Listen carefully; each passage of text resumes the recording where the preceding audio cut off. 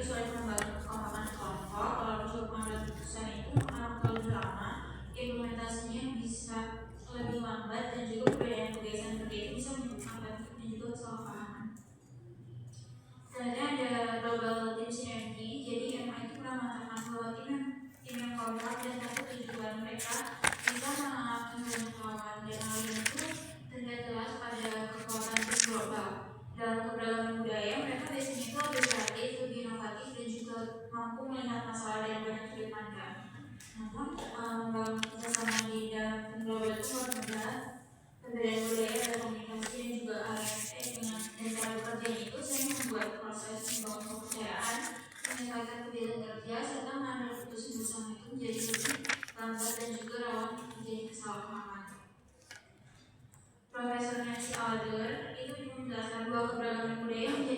besar ketika tim itu mengerjakan tugas-tugas kompleks yang membutuhkan ide baru, kreativitas, dan juga analisis mendalam.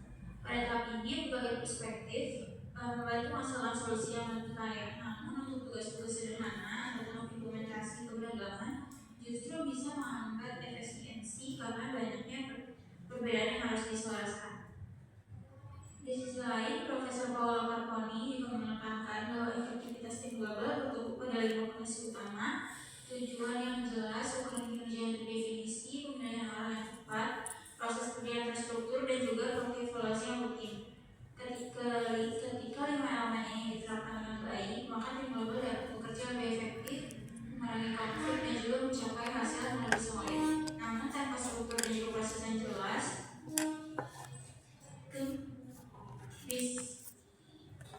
tim bisa terjebak dalam kebingungan, miskomunikasi, dan juga tujuan yang tidak sejalan. Selanjutnya ada qualitative dan dispersed global team. Jadi tim global juga berbeda berdasarkan lokasi kerjanya. Pada satu sisi ada tim qualitative, itu anggota tim bekerja di tempat yang sama dan sering bertemu tatap muka. Nah, selanjutnya ada dispersed, yaitu anggota yang tersebar di berbagai negara dan interaksinya hampir sepenuhnya itu secara virtual, menggunakan video conference atau email, pesan teks, dan juga teknologi komunikasi lainnya.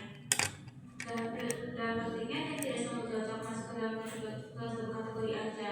Tim located tetap banyak berkomunikasi lewat email meski berada di gedung yang sama. Sebaliknya, dispersed itu biasanya akan mengadakan pertemuan via tatap muka sekali untuk membangun hubungan dan menyelaraskan tujuan. Namun perbedaan umum tetap ada sehingga cara mengelola dua jenis tim ini juga tidak sama.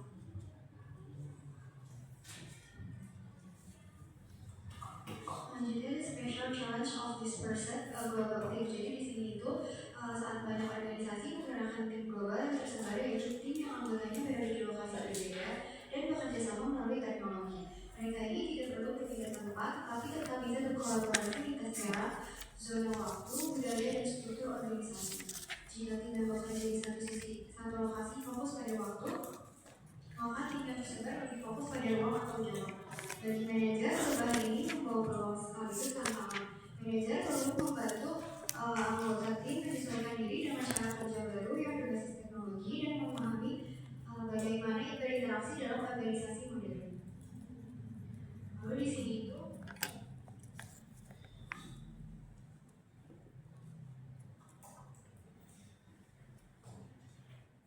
itu ada 3 keterbatasan utama yang dapat membuat pemahaman bersama menjadi kurang atau tidak efektif. Yang pertama itu ada lack of mutual knowledge and context. Jadi dalam tim yang tersebar, anggota bekerja di konteks zona waktu dan lingkungan yang berbeda, sehingga mereka memiliki akses informasi yang tidak sama. Perbedaan ini memberi keuntungan berupa pengetahuan yang lebih beragam, tetapi juga menimbulkan masalah utama, yaitu kurangnya pengetahuan bersama. Pengetahuan bersama ini mengacu pada dasar informasi yang sama yang tidak perlu diulang saat berkomunikasi.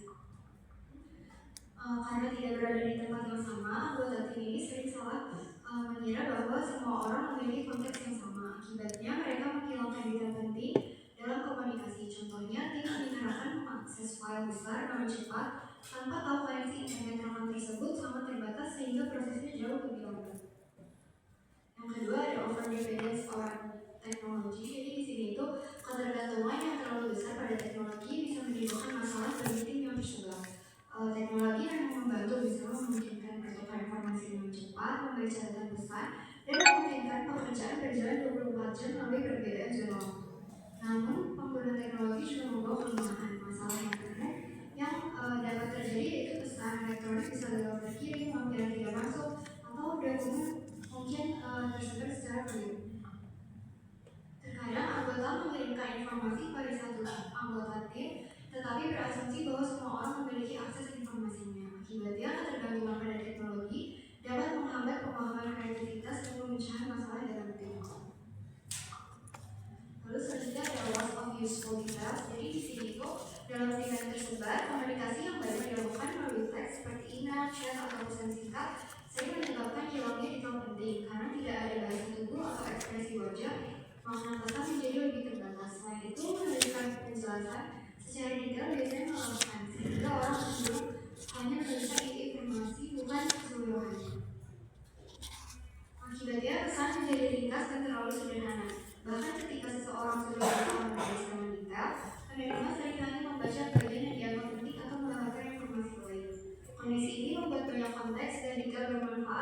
disampaikan, sehingga meningkatkan kemungkinan kesalahpahaman dalam kerja tim jarak jauh.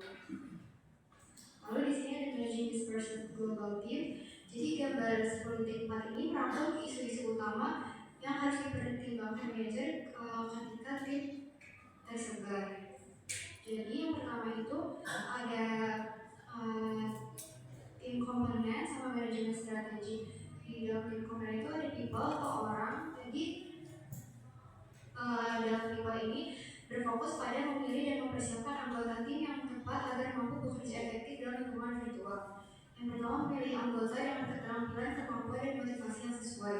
Lalu yang kedua, memberi pelatihan teknologi, komunikasi virtual, dan kepekaan budaya. Yang ketiga, merealisasikan sistem penghargaan dalam sistem pekerjaan virtual. Lalu selanjutnya ada task atau tugas. Jadi di sini itu yang pertama, strategi manajemen itu memilih tugas yang sesuai untuk kerja jarak jauh. Lalu yang kedua, menggunakan media komunikasi yang lebih kaya untuk masalah kompleks. Lalu yang selanjutnya ada proses. Jadi yang pertama itu menyebarkan informasi di antara anggota secara aktif. Yang kedua, membuat pertemuan antara anggota secara berkala.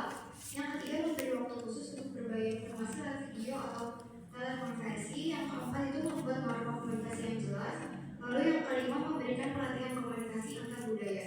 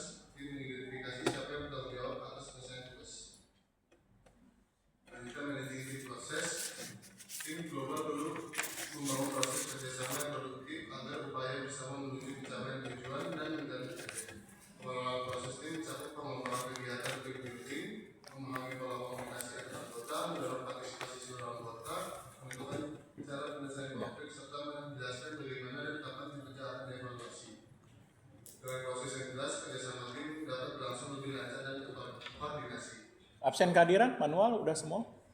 Udah. Oke, lanjut. Seperti membangun tim, kita membangun budaya dan kesempatan untuk berinteraksi sosial. Selanjutnya pola komunikasi seperti pemilihan bahasa kerja, tata kelancaran berbahasa, dan penggunaan teknologi informasi yang tepat. Selanjutnya partisipasi seperti menjamin setiap orang memiliki suara, menyimbangkan anggota yang berdiam dan lebih vokal, dan mendapatkan yang terbaik dari setiap orang. Selanjutnya resolusi konflik,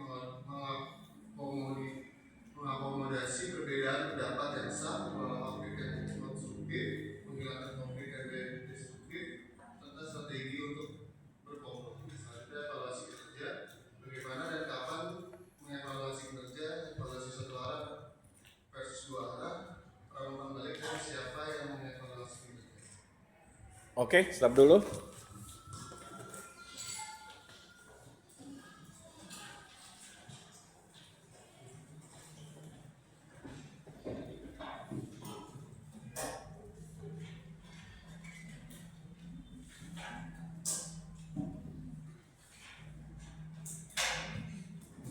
Nah, pokok bahasan kita kali ini akan membahas mengenai mengelola tim global. Bicara mengenai tim, bahwa setiap perusahaan seperti perusahaan internasional atau perusahaan multinasional corporation, bahwa setiap manajer ataupun pekerja tidak selamanya dituntut bekerja dengan menunjukkan kemampuan, keterampilan, keahlian yang bersifat personal. Ada pekerjaan, tugas, lalu proyek-proyek yang perlu diselesaikan yang menuntut kemampuan multidisiplin. Untuk itulah, maka perusahaan berinisiatif dalam apa? Dalam hal menciptakan tim. Nah, tentu dalam menciptakan tim, perusahaan pasti ada dasar-dasar pertimbangan. Mengapa tim itu perlu diciptakan? Nah, untuk itulah, maka kita harus tahu apa definisi dari tim itu sendiri. Coba, Morento, apa nih definisi dari tim? What is the team?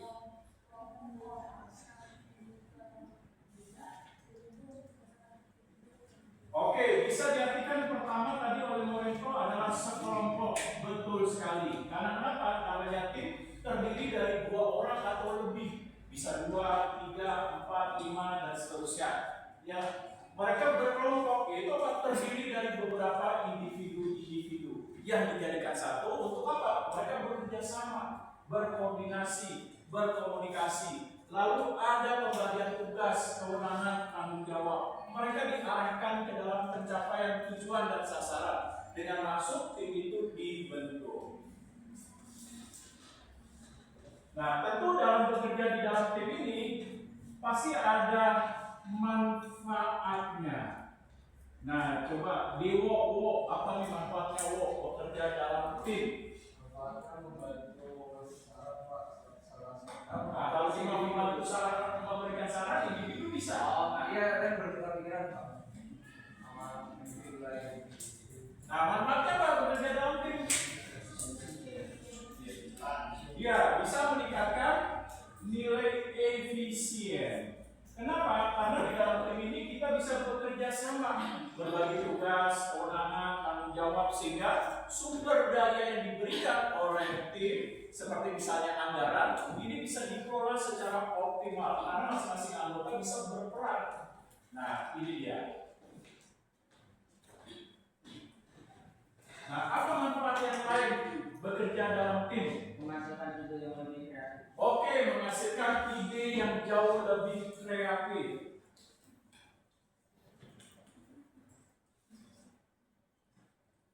Nah, betul sekali. Dengan bekerja dalam tim itu apa? Masing-masing anggota bisa menyampaikan pendapat, masukan, saran, kritik, sehingga bisa memperbaiki dan meningkatkan nilai hasil bekerja dalam tim. Karena kenapa? Masing-masing anggota bisa saling melengkapi satu sama lain dalam upaya menciptakan kinerja yang jauh lebih baik terhadap para anggota yang bisa memberikan masukan, saran, ide, kritik untuk peningkatan kreativitas yang bekerja dalam tim.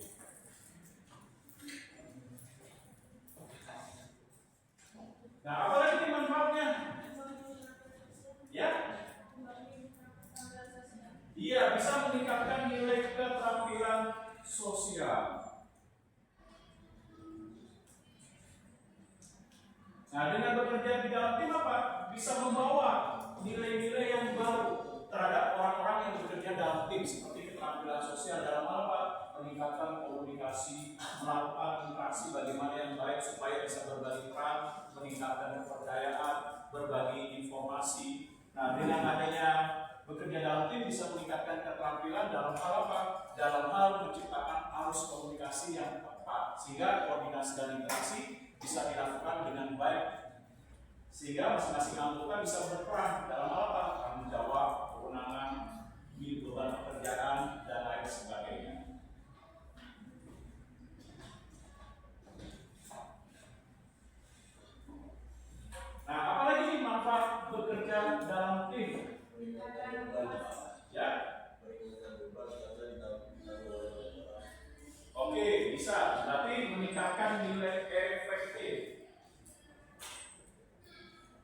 Nah, masing-masing anggota bisa berperan satu sama lain untuk menyelesaikan pekerjaan yang jauh lebih baik, sehingga kualitas dan performa bekerja dalam tim bisa menjadi lebih baik dibandingkan bekerja secara individu, karena bisa saling melengkapi satu sama lain terhadap pencapaian hasil dan tujuan bersama dari maksud tujuan tim itu dibentuk. Oke, ada lagi?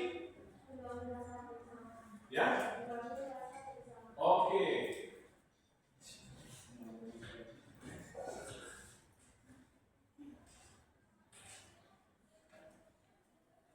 Nah, bekerja dalam tim itu bisa meningkatkan nilai trust seperti kepercayaan, membangun kekompakan, kerjasama, interaksi yang baik, sehingga nantinya bisa membawa terhadap peningkatan hasil bekerja tim, baik itu untuk produktivitas, kinerja, tujuan, sasaran, dan lain sebagainya. Nah, di samping manfaat, namanya bekerja dalam tim pasti ada tantangannya. Nah, apa itu tantangan bekerja dalam tim?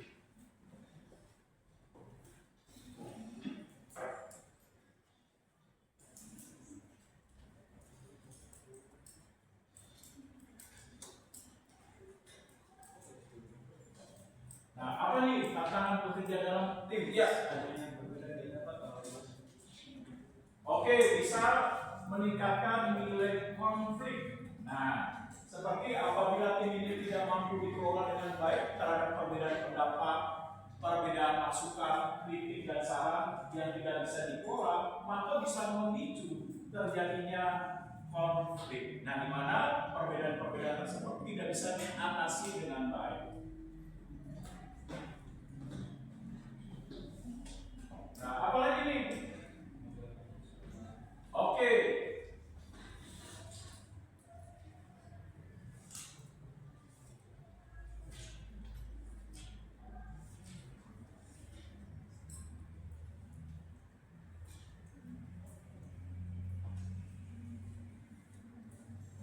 Betul sekali, yaitu dapat tantangannya membutuhkan waktu yang relatif lama dan menciptakan tim yang efektif.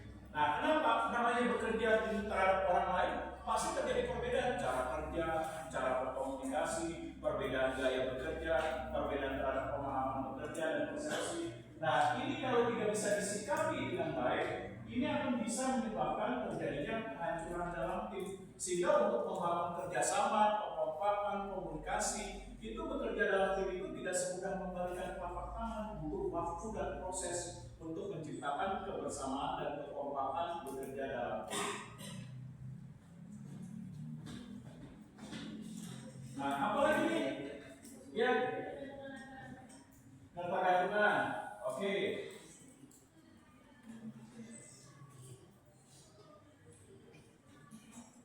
Nah, bisa menciptakan ketergantungan anggota. Nah, seperti saling mengandalkan. Contoh, tim tugas kelompok presentasi saja. Nah, saya sudah tugaskan di ketua kelas, ada aja itu dan ketua kelas susah. Kalau ditelepon gimana ketua kelas bisa nggak kumpulin proposal? Maaf Pak, lagi mencret. Nah, ada aja alasannya untuk bisa berkumpul dalam menjalankan tugas kelompok presentasi. Nah, sehingga bisa saling mengandalkan. Udah, tungguin aja. Dia lebih rajin demo, bisa dimanfaatin misalnya. Nah, ini contohnya. Bisa menciptakan ketergantungan sehingga Pak menimbulkan free rider. Nah, apa ini free rider? Penumpang gratis. Betul, penumpang gratis itu maksudnya anggotanya tidak mau memberikan kontribusi yang optimal berupa pemikiran, tenaga, tapi kalau timnya ini berhasil, katakanlah contoh misalnya tugas kelompok presentasi, dia menikmati keberhasilan terhadap nilai yang diberikan. Nah, ini contohnya free rider.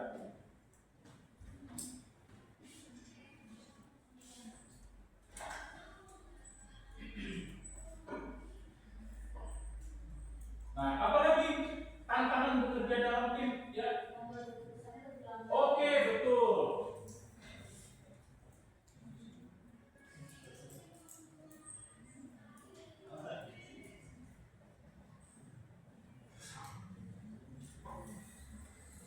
Nah, bekerja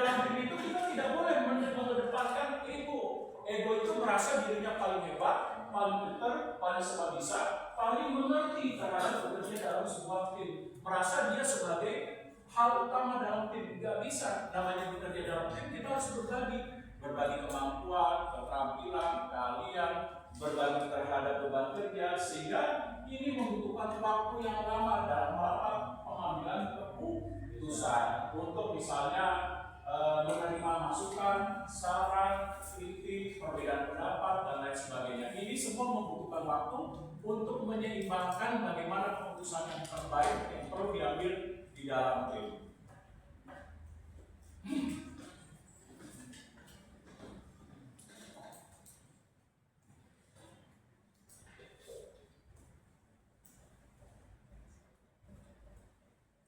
Nah, bekerja dalam tim ini tantangannya bisa menimbulkan disfungsional. Nah, ada yang tahu? Mungkin siapa? Disfungsional tim. Apa itu disfungsional? Iya, tim yang seharusnya namanya tim itu kan bisa bekerja lebih baik, lebih cepat, lebih efektif, efisien, bisa meningkatkan kreativitas, membawa hal yang baru dalam pengalaman bekerja dalam tim, misalnya peningkatan kemampuan komunikasi, malah sebaliknya. Nah, seperti apa? Terjadinya konflik, permasalahan, perpecahan, kinerja tidak terbentuk, pencapaian tujuan tidak terbentuk. Akibat apa? Ketidakmampuan dalam menghadirkan tim untuk bisa bekerja sama. Nah, ini dia.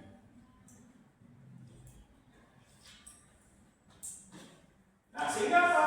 Sehingga disfungsional ini dampaknya apa? Kinerja menurun, performa menurun, tingkat kepercayaan rendah. Seperti misalnya contoh pembagian tugas tim, tugas presentasi, ditugaskan juga nih ketua kelas Sultan. Nah, ada yang ngomong, Pak, jangan lama tugas Sultan kan susah kalau disuruh tugasnya disuruh bikin PPT, alasannya nanti sakit perut, entah 4 minggu depan kalau suruh kumpul neneknya masuk rumah sakit, nanti minggu depan lagi kalau ketemu ada lagi alasannya jagain nanti ibunya dan lain sebagainya. Susah, Pak. Nah, ini performanya buruk. Lalu apalagi disfungsional ditandai kepercayaannya rendah. Nah, pencapaian tujuan tidak tercapai. Iya, betul. Meningkatnya nilai konflik. Kurangnya komitmen, Pak. Nah, supaya tim ini berfungsi dengan baik, berarti apa? Kita harus melihat dari proses. Nah, ada 5 tahapan proses terbentuknya tim. Oke, betul. Pertama dari founding dulu, betul apa nih? Iya, masa pengenalan. Awal tim itu dibentuk, masing-masing anggota belum tahu pembagian tugas, kewenangan, tanggung jawab, tujuan dan sasaran yang jelas. Masih terdapat kebutuhan dalam tim, kerjasama, kekompakan, komunikasi, interaksi belum terbentuk dengan baik. Nah, kalau tahapan ini sudah dilalui, masuk tahapan kedua apa nih? Oke, sorry. Nah, kerjasama sudah mulai ada, tapi masih ada kelemahannya. Kelemahannya apa? Ego masing-masing anggota masih tinggi, merasa nih, saya lebih bisa, saya lebih mengerti, saya lebih dibandingkan Anda dalam pengetahuan dan wawasan. Sehingga apa? Kekompakan belum terbentuk, melahirkan apa? Konflik. Nah, kalau sudah bisa diatasi konflik tersebut, masuk ke tahapan ketiga apa nih? Iya, nomi.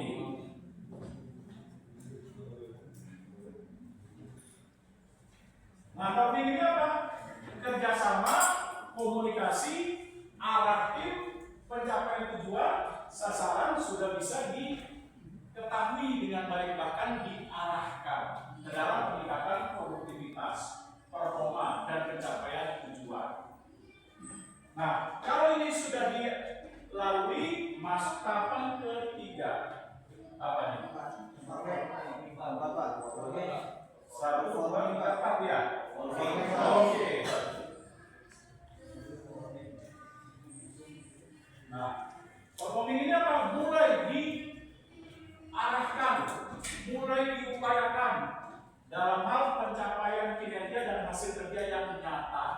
Nah, berupa apa? Berupa tuntutan perusahaan dalam pencapaian tujuan dan maksud tim itu dibentuk.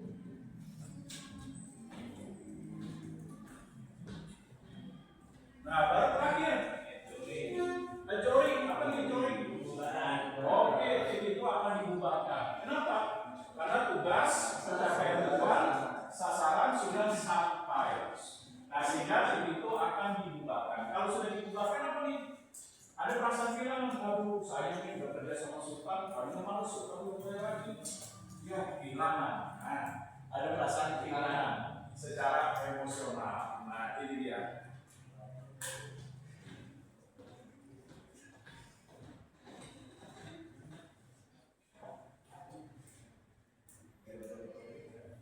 Nah, dalam proses tim, ada proses ini dilihat dari model insersia waktu atau berdasarkan nilai waktu, tenggat waktu.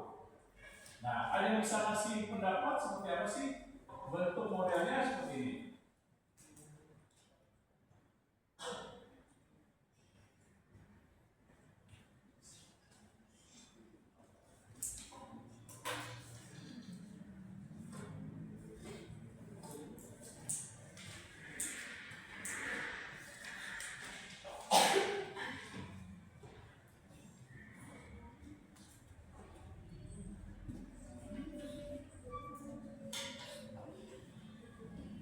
Nah, ada yang tahu atau masih pendapat model terbentuknya tim berdasarkan nilai proses waktu? Topati, saya mungkin.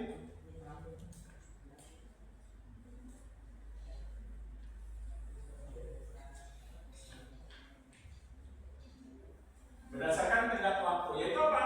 Pertama, tim itu baru dibentuk, di mana mereka masih banyak membutuhkan arahan, seperti arahan dalam hal bagaimana pembagian tugas, kewenangan, tanggung jawab, menciptakan bentuk norma, lalu bagaimana menciptakan strategi dalam berkomunikasi.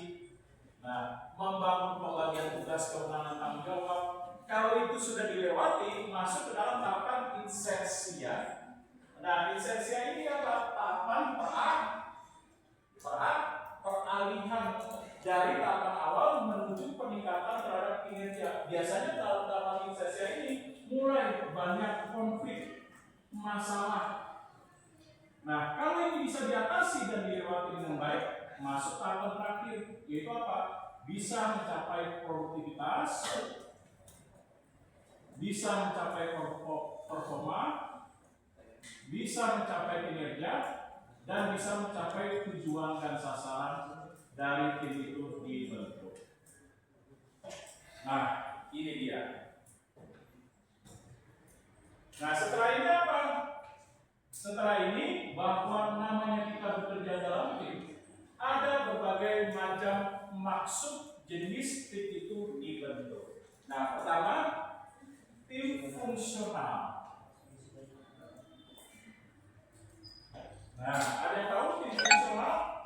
Tim fungsional itu terdiri dari sebuah individu yang berkeahlian, keterampilan, organisasi, dan Iya, tim anggotanya kemampuan, keterampilan, keahliannya itu tepat sekali yang relatif sama, serupa. Misalnya tim penjualan, saya ambil 8 orang dari divisi pemasaran. Berarti kalau divisi pemasaran apa?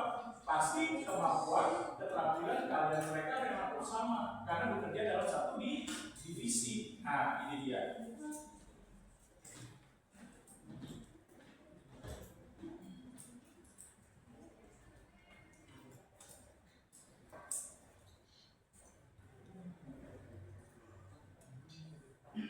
Nah, selanjutnya cross functional team. Apa ini cross functional team? terdiri dari sebuah individu yang berkeahlian, keterampilan, kesusahan, dan keahlian. Oke, memiliki bentuk anggota-anggotanya kemampuan, keterampilan, dan keahlian yang berbeda-beda. Contohnya, saya ingin membentuk tim pengembangan produk saya ambil dari pemasaran 3 orang, keuangan 3 orang, dari produksi 3 orang, dari SDM 3 orang. Nah, semuanya pasti apa? Kemampuan, keterampilan dan keahliannya berbeda-beda.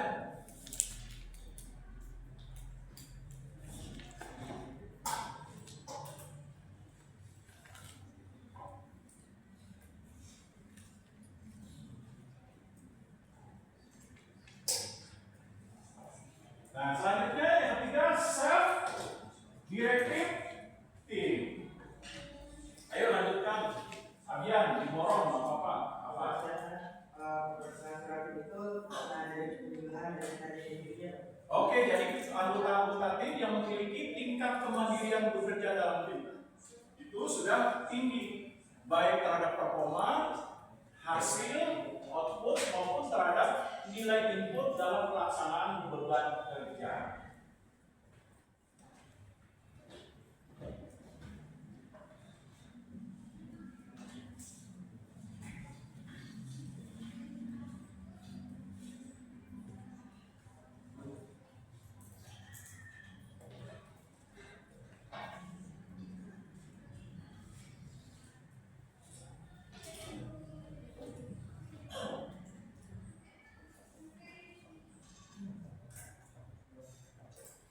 Nah, kalau virtual,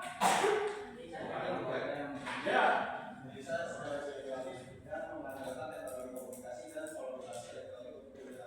Oke, jadi tim yang terbentuk dari 2 orang atau lebih, mereka bekerja sama, berkoordinasi, mobilitas mereka tinggi, lalu university mereka juga tinggi, mereka tersebar di berbagai wilayah di area yang sama. Nah, mereka berkomunikasi, melaksanakan tugas, peran dan tanggung jawab, memanfaatkan teknologi informasi seperti misalnya memanfaatkan Zoom, memanfaatkan Teams, Google Teams dan lain sebagainya, atau video teleconference dan lain sebagainya. Nah, baru kita masuk tim Global Teams. Nah, apa nih timnya? Global Teams. Oke, tingkat mobilitas anggota yang tersebar itu sangat luas di berbagai wilayah dan area yang berbeda. Nah, apa ciri berikutnya? Iya, kedua-duanya menggunakan teknologi informasi sebagai mekanisme dalam kerja tim.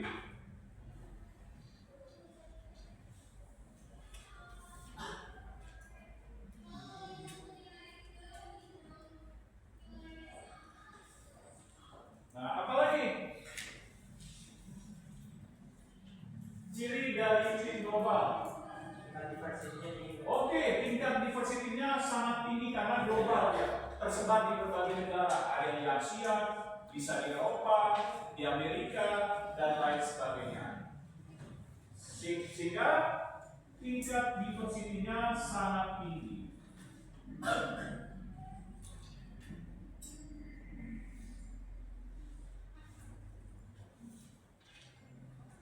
Nah, untuk itulah maka diperlukan persiapan dalam membangun tim global. Nah, apa yang perlu dipersiapkan nih? Membangun tim global. Hal-hal yang perlu dipersiapkan dalam membangun tim global.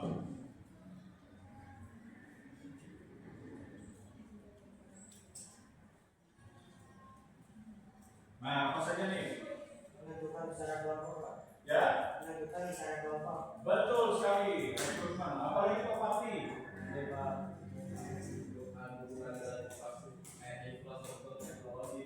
Oke, pertama bisa dengan harus memperhatikan rekrutmen. Nah, bagaimana rekrutmennya? Kriterianya apa yang ditentukan dalam memilih orang-orang yang bekerja dalam tim? Nah, kriterianya, lalu memperhatikan tes pengukurannya, seleksinya seperti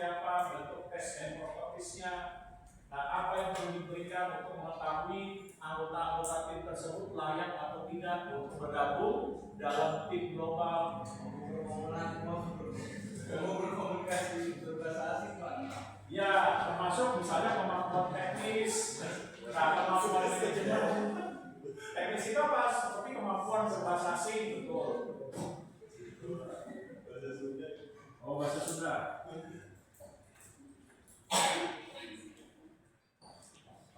Lalu apa lagi? Membangun persepsi Pak. Hah? Membangun persepsi. Oke, membangun nilai persepsi yang sama melalui pelatihan.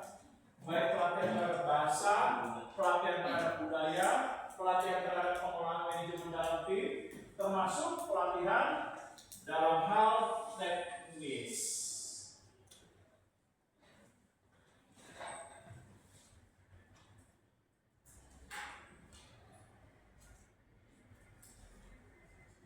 Nah, lalu apa lagi? Iya, membuat ketentuan SOP-nya, bagaimana mereka harus bekerja secara sistem, mekanisme, kebijakan, pengukuran keberhasilan bekerja dalam tim,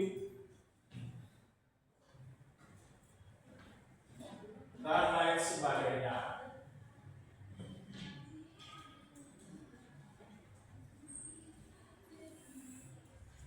Nah, namanya bekerja dalam tim pasti harus diarahkan nih agar pencapaian tujuan dan sasaran bisa tercapai. Mengarahkan tim kita bisa melihat dari PAX. Nah, kita bisa mengarahkan tim global dengan memperhatikan nilai PAX. Nah, kalau dalam nilai PAX apa yang harus dilihat?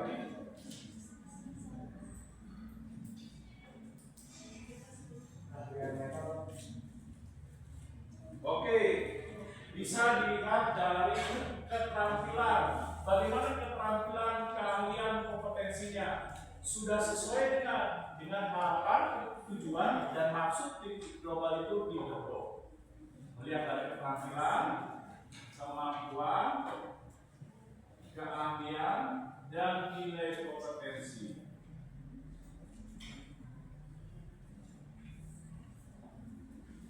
Nah, lalu apa lagi? Bisa beradaptasi Pak. Oke, kemampuan untuk bisa beradaptasi nanti. Satu lagi. Ya, memiliki tujuan yang jelas. Diarahkan ke dalam tujuan yang jelas. Berupa apa? Visi, sasaran, dan lain sebagainya. Nah, lalu apa lagi? Ya. Oke, itu adanya penjelasan mengenai nilai pekerjaan seperti karir, jabatan, tugas, fungsi, kewenangan, dan lain sebagainya.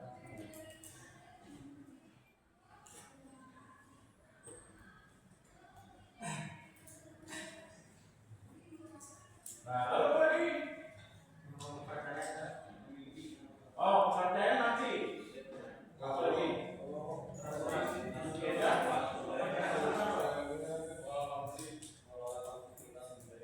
Mengelola konflik nanti, satu lagi.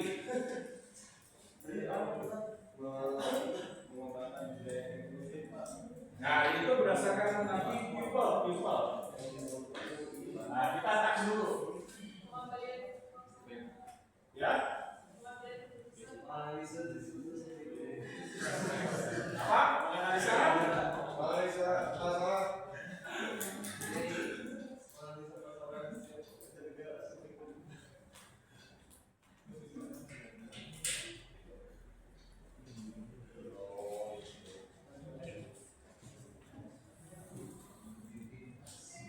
Nah, menganalisa pencapaian nilai target sasaran kinerja dalam kerja secara tim global.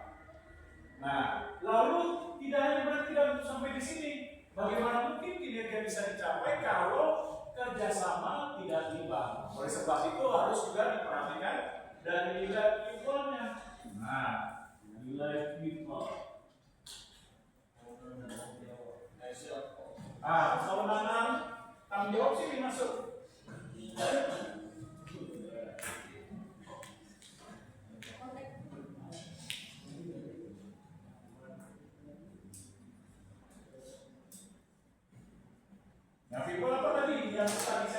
sebut nanti. Nah, tadi apa? Mengelola konflik tadi itu yang bilang siapa? Nah, ini people. Bagaimana mengelola konflik? Namanya bekerja tim. Terkadang konflik ketidakkompakan, ketidakharmonisan. Nah, terjadi tumpang tindih pekerjaan, kewenangan. Nah, ini terjadi bisa menyebabkan konflik. Tapi dalam mengarahkan people, bagaimana mengatasinya? Dalam bentuk komunikasi, kerjasama, dan lain sebagainya. Lalu apa lagi tadi? Oke, bagaimana bisa beradaptasi? Namanya bekerja dalam tim global, diversitinya sangat tinggi terhadap budaya, persepsi, norma, etika, dan lain sebagainya. Nah, ini bagaimana mengatasi perbedaan tersebut dengan keragaman yang sangat tinggi, dengan menciptakan kemampuan untuk beradaptasi.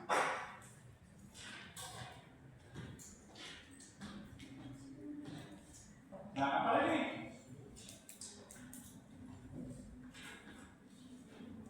Apalagi nih? Bisa bersih menekankan terhadap fleksibel. Apa ini fleksibel? Menemukan sebuah cara rumusan yang baru agar kekompakan, kerjasama, interaksi itu bisa diciptakan sesuai dengan kondisi dan keadaan dari tim global.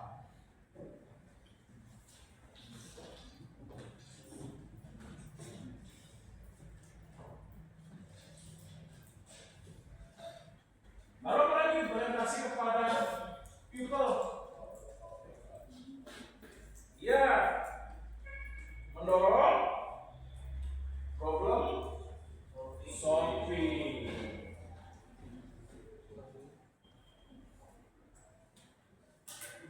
Nah, bagaimana nih anggota-anggota tim dalam global didorong meningkatkan kreativitas, inovasi ketika menemukan sebuah masalah, tidak ada titik temu deadlocknya. Bagaimana anggota tim ini harus bisa meningkatkan kreativitas dalam memecahkan setiap masalah, baik itu masalah kinerja misalnya, masalah produktivitas, masalah tujuan, masalah sasaran, pembagian kewenangan, dan lain sebagainya.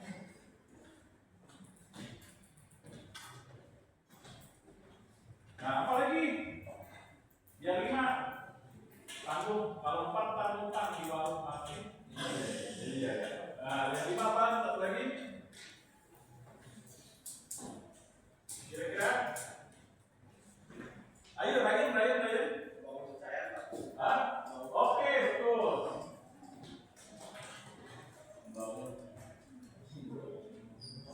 Nah, bagaimana kepercayaan masing-masing anggota ketika bekerja dalam tim global? Merasa nggak kepercayaan itu dibangun dengan baik sehingga pada saat saya menyampaikan informasi, saya yakin informasi yang saya berikan ini tidak dibocorkan, tapi demi kepentingan kerja dalam tim supaya bisa mencapai tujuan dan sasaran.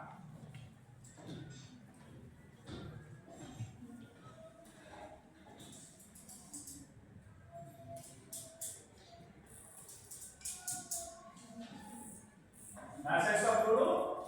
Ada yang mau ditanyakan? Nah, kalau begitu saya lanjutkan. Nah, dalam bekerja dalam tim kita sudah melihat prosesnya.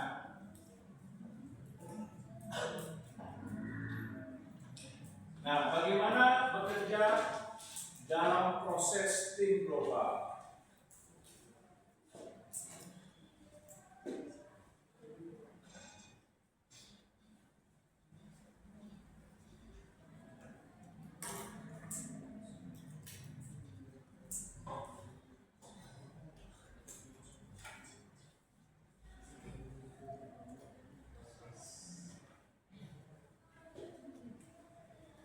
Ada yang tahu prosesnya?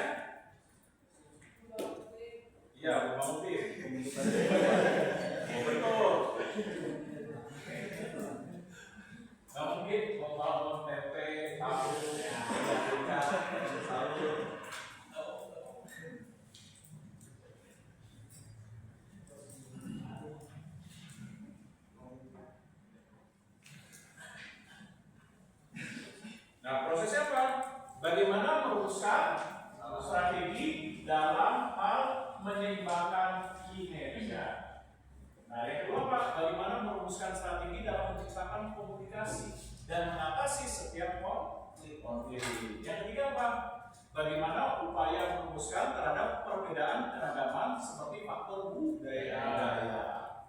Nah, lalu bagi prosesnya. Nah, tadi prosesnya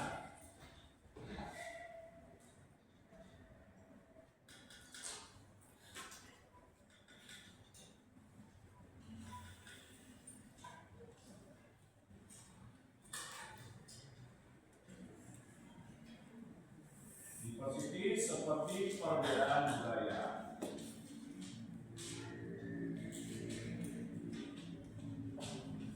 Coba merumuskan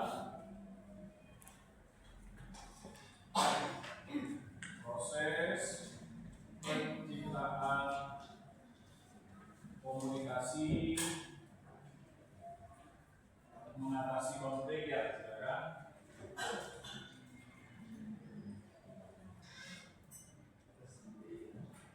Dan membangun kinerja. Oke, yang ketiga apa nih?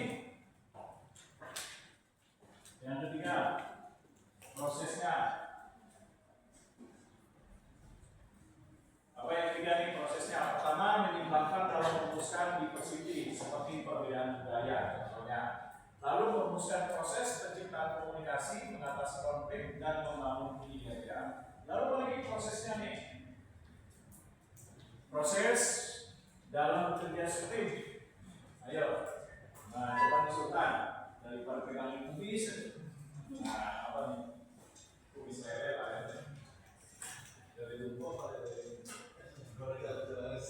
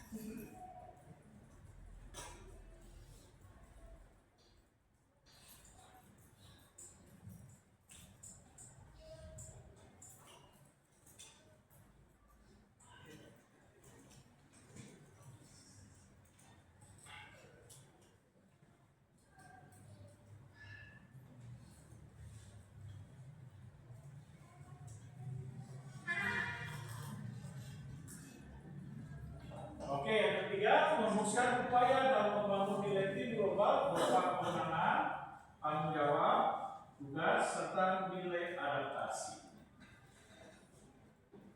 Nah, yang keempat apa nih lagi nih? Prosesnya. Ada yang mau ngasih komentar?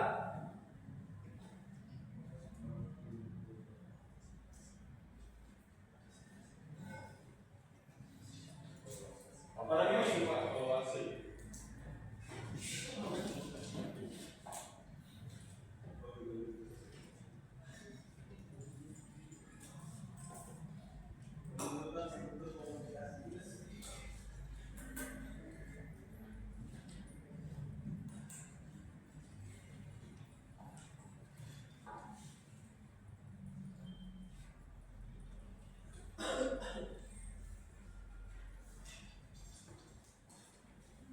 Penguatan budaya tim dan motivasi global, Pak.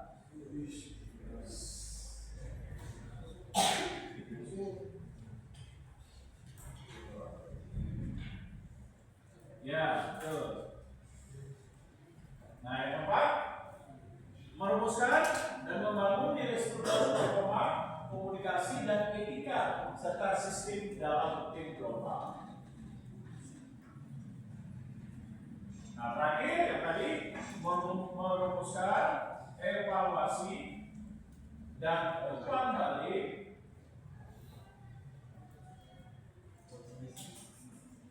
dalam menentukan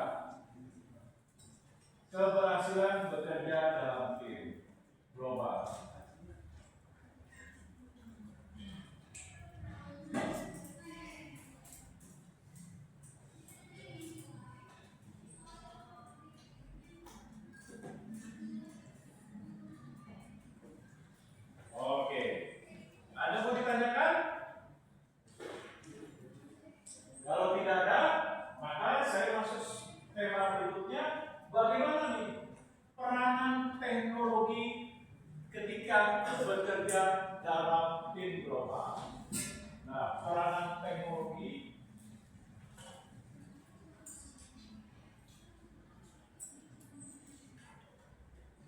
dalam bekerja pada tim global.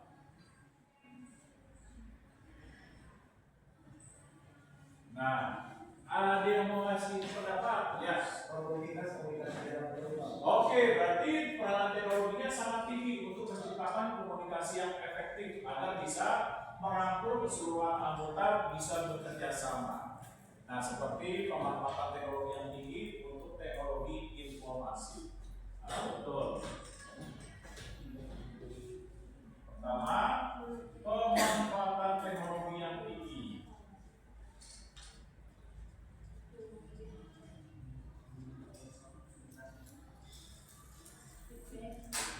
Dalam membangun komunikasi di global. Komunikasi di global. Ya, ini bisa dihapus?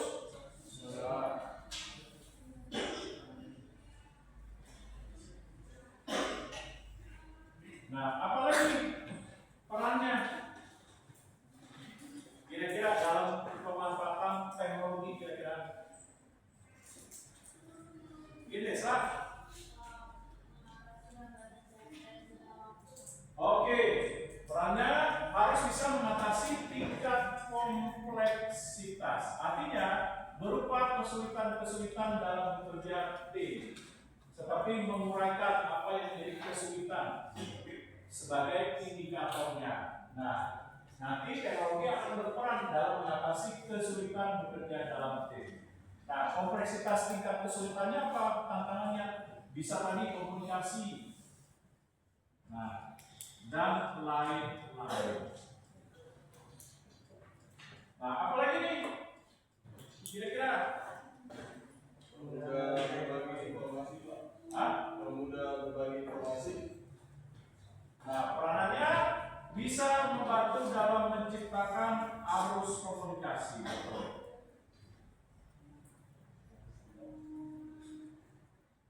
Seperti meningkatkan koordinasi,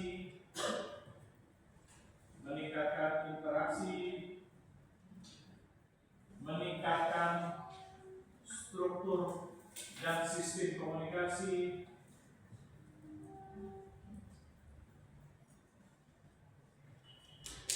dan lain-lain.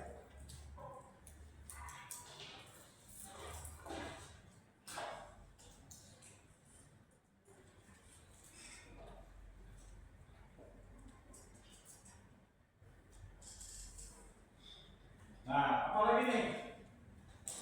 Kira-kira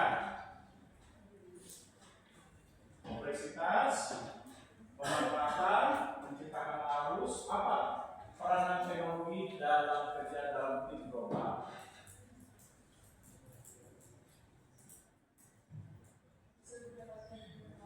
Ya? Oke, mempermudah dalam hal mobilitas seperti tadi mendapatkan informasi yang up to date, meningkatkan nilai mobilitas dalam komunikasi. Nah, tadi seperti mempermudah dalam mendapatkan informasi yang update.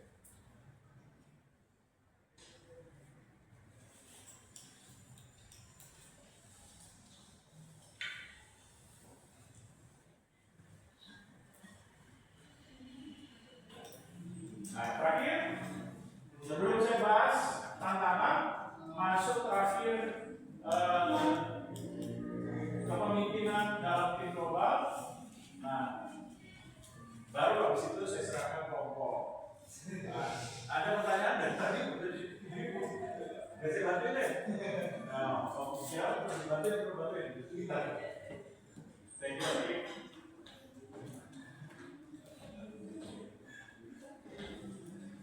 Nah, terakhir apa nih? Ya?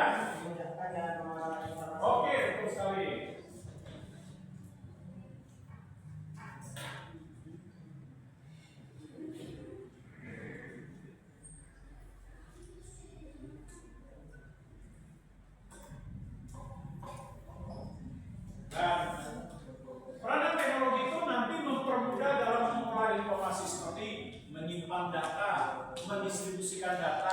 baik misalnya menggunakan internet bersifat online, offline, dan lain sebagainya.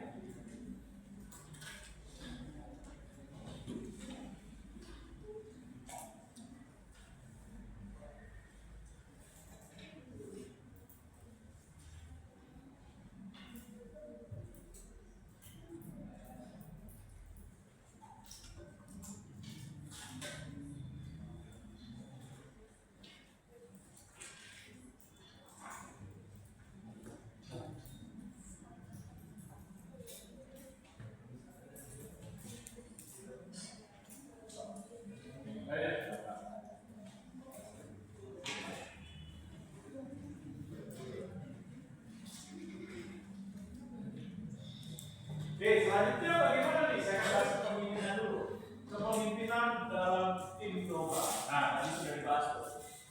Nah, bagaimana nih? Nah, pikiran orang gimana? Mengenali.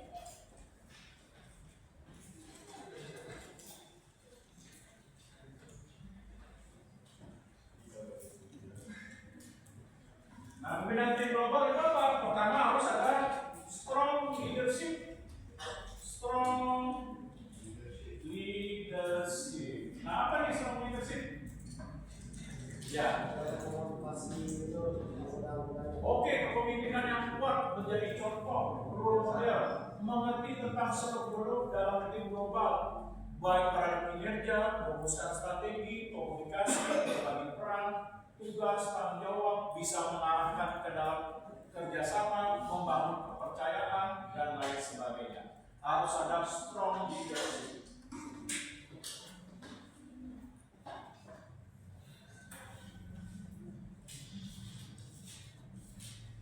Lalu dia harus berperan sebagai mutual leadership.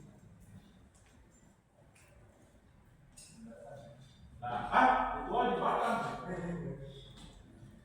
Bukan, di Batam mah bridge. Apa tuh mutual? Mutual. Apa? Coba dicari dulu biar nanti siapa tahu jawabannya. Apa?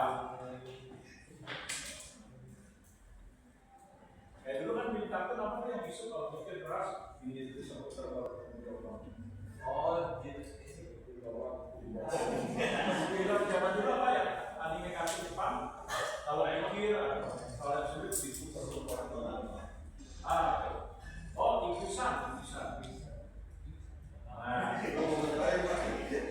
ini ada film kartun baru. Sultan Kumisan. Nah, itu bisa terlalu mikir pertanyaan sulit diputar-putar dulu tangan jawabannya.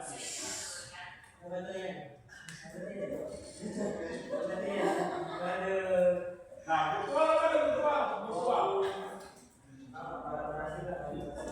Ya, jadi harus membangun kepemimpinan dalam kebersamaan seperti kekompakan, kerjasama, kepercayaan, dan lain sebagainya. Sehingga Pak, masing-masing anggota bisa berperan nanti, berbagi tugas, berperan dalam menyampaikan kritik, saran, masukan, informasi, dan lain sebagainya.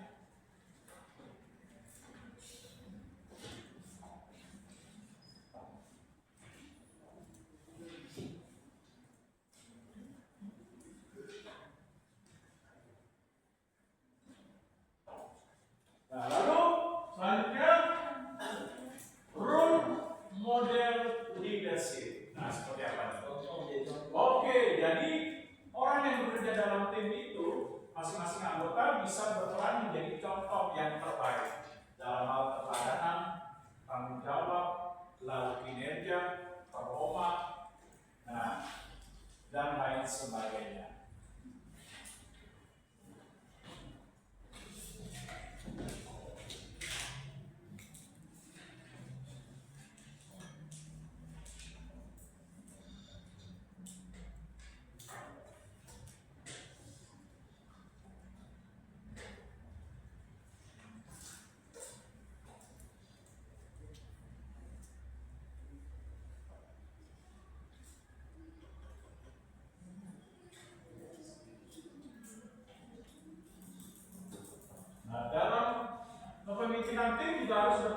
inspiration leadership. Apa nih? Inspiration.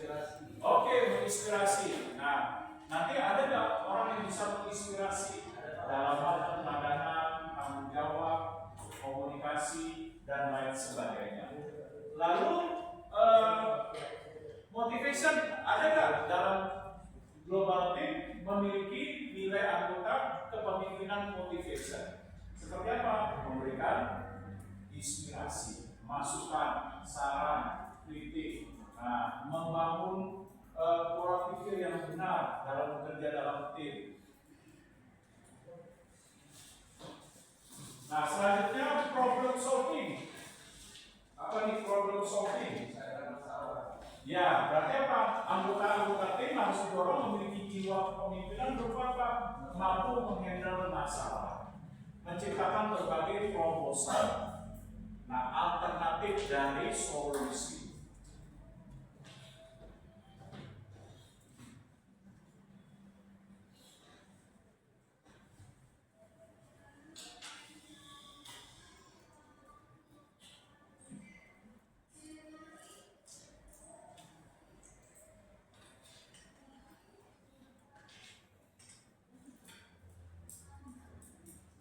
Nah, apa tantangannya nih kalau bekerja dalam tim global ya kami?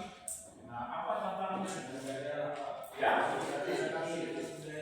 oke, tantangannya terhadap faktor budaya. Bagaimana bisa budaya ini diatasi dengan menciptakan fleksibilitas dan adaptasi supaya budaya bisa memberikan potensi bagi kinerja dan pencapaian produktivitas serta performa dalam tim global. Nah, lalu lagi tantangannya selain budaya, perbedaan zona waktu. Oke, perbedaan nilai zona waktu. Nah, bagaimana mengatasinya nih perbedaan zona waktu terhadap kemampuan anggota-anggota tim dalam memanfaatkan teknologi. Nah, lalu apa lagi selain budaya, zona waktu, apa tantangannya? Ya, oke, tantangannya dalam komunikasi seperti perbedaan dalam bahasa.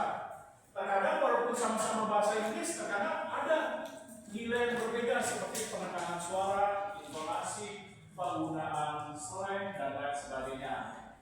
Nah, seperti orang Indonesia aja dalam komunikasi terkadang suka dicampur bahasa daerah, logatnya. Nah, bagaimana mengatasi hal tersebut?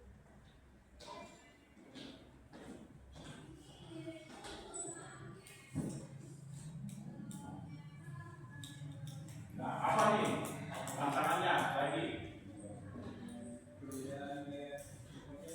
Nah, tantangannya dalam pemanfaatan teknologi. Bagaimana nih pemanfaatan teknologi?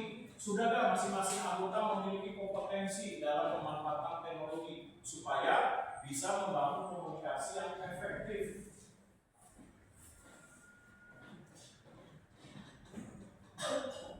Nah, apalagi terakhir? Ya? Oke, perbedaan terhadap nilai ketentuan. Nah, seperti perbedaan ketentuan dalam bekerja, aturan. Nah, ini harus bisa diatasi karena masing-masing anggota itu kan tersebar di berbagai wilayah negara berbeda. Nah, mereka punya kebiasaan bekerja berbeda-beda sehingga akan mempengaruhi cara mereka bekerja dalam menjalankan pekerjaan terhadap ketentuan dan aturan. Nah, ini harus bisa diatasi dengan baik supaya kerjasama, membangun kekompakan, pembagian tugas dan kewenangan bisa dilakukan. Nah, saya stop sebelum saya serahkan kelompok. Ada yang mau ditanyakan? Ada? Silakan.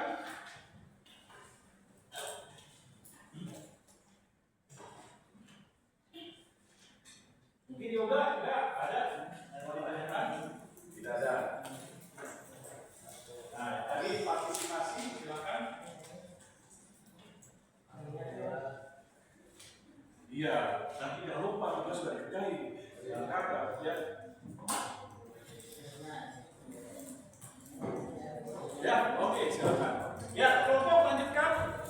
Selanjutnya ada segmen global pemimpin global yang sudah dibutuhkan kemampuan tim secara cepat, cuma sekedar membunuh orang tersinggung atau memilih pemanggilan